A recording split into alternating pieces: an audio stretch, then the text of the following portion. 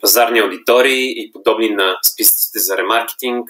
Отиваме на кампании, дисплейна мрежа, избираме плюс насочване.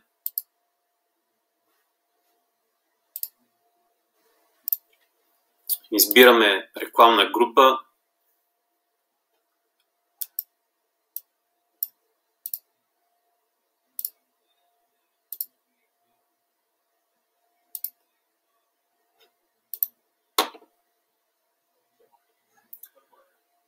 От насочване избираме категория, пазарни аудитории.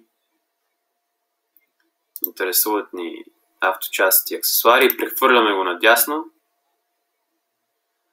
Аудиториите са добавени. Избирате само офериране и запазвате.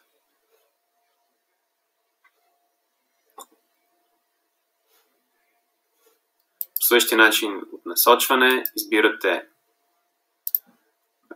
рекламна група, избирате категория, подобни на списъци за ремаркетинг.